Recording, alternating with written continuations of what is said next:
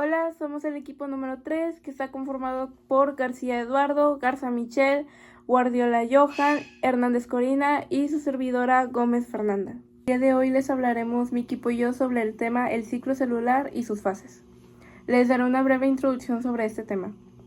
El ciclo celular es el conjunto o la serie de eventos sucesivos de crecimiento y división que la célula transita a lo largo de su vida. Está dividido en 3 fases: interfase, mitosis y citocinesis. Les hablaré sobre la interfase.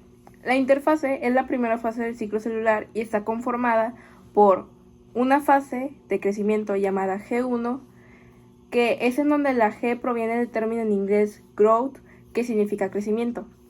También está una segunda fase, que es la fase que se llama síntesis, llamada S, en donde S proviene del término en inglés síntesis. Y también está conformada por una tercera fase de crecimiento llamada G2. Este es el periodo más largo de la vida de una célula, pues casi al 90% de su existencia lo dedica a realizar estas 3 fases. Durante la fase G1, la célula se dedica a crecer y a duplicar sus organelos, a realizar funciones metabólicas específicas y a acumular material que después será necesario para replicar el ADN en la siguiente etapa. Soy Eduardo García y voy a hablar sobre la fase S y sobre la fase G2. Durante la fase S, la célula replica su ADN, que está en forma de cromatina. Ya que la célula se prepara para la división, la cromatina se condensa y se vuelve visible como un cromosoma, cuya estructura se podría decir que es como una tipo X. Están constituidos por 2 cromátidos individuales que se unen en un lugar estrecho llamado centrómero. La última fase se le conoce como la G2. Este punto verifica que todo el ADN se haya replicado, es decir, que cuente con doble detonación de cromosomas para que se dividan en partes iguales entre las células hijas. Hola, mi nombre es Corina Hernández y voy a hablar sobre la mitosis y la profase. La mitosis se define como el proceso de división celular en el cual la célula progenitora da lugar a 2 células hijas con la misma función genética y funciones de ella. La mitosis permitirá que los cromosomas sean duplicados en la etapa S, en la interfase sean repartidos equivalentemente a 2 células hijas resultantes, manteniendo así el número de cromosomas idénticos al de la célula progenitora. Es importante recordar que este tipo de división celular efectúa en las células somáticas, es decir, en las células de tu cuerpo, y es fundamental en los procesos de desarrollo y crecimiento en tu organismo.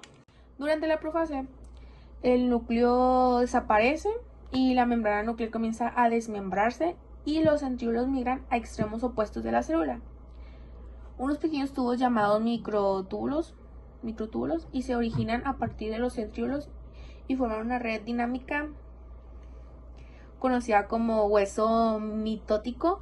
Los microtúbulos se adhieren a los cromosomas en una estructura proteítica llamada cinetocoro, ubicada en el centrómero. Hola, mi nombre es Johan Guardiola y yo voy a explicar lo que es la etapa de la metafase y de la anafase. Y bueno, en la metafase los cromosomas se ordenan en el centro o plano ecuatorial de la célula, que son controlados por los microtúbulos, que es como si fuera una fila de soldados alineados en la posición de firmes. En este caso, los cromosomas serían los soldados y están pues alineados en el centro de la célula, listos para la siguiente etapa de la división celular, que sería la anafase. Y bueno, pero ¿qué es lo que hace que los cromosomas se ordenen de esta manera? Pues bueno, en los microtúbulos, estas estructuras proteicas que actúan como una especie de guías que controlan el movimiento de los cromosomas y lo mantienen en su lugar en el plano ecuatorial. Pues bueno, gracias a esta alineación precisa, los cromosomas están listos para separarse de manera correcta en la siguiente etapa de la división celular, que sería la anafase. Y bueno, un ejemplo es de cómo se vería, pues es en esta imagen que está acá al lado, que es cómo se vería la célula en la metafase, cómo están ordenados en forma lineal, en medio. Y bueno, en la etapa de la anafase, que es la tercera etapa de la mitosis, los cromosomas se separan de las dos cromátidas que componen, dirigiéndose a los extremos opuestos de la célula, que sería como imaginar que los cromosomas son como una pareja de bailarines que se separan y se dirigen a lados opuestos de la pista de baile. Pues bueno, de esta misma manera, las cromátidas hermanas se separan y se dirigen a los polos opuestos de la célula. Y esta separación es crucial para que la célula hija reciba una copia completa y exacta del material genético, del mismo material genético.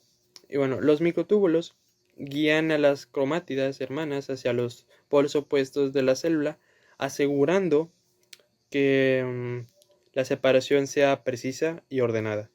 Esta etapa de la anafase es una etapa muy importante de la mitosis, ya que asegura la separación correcta de los cromosomas y la distribución equitativa del material genético entre las dos células hijas.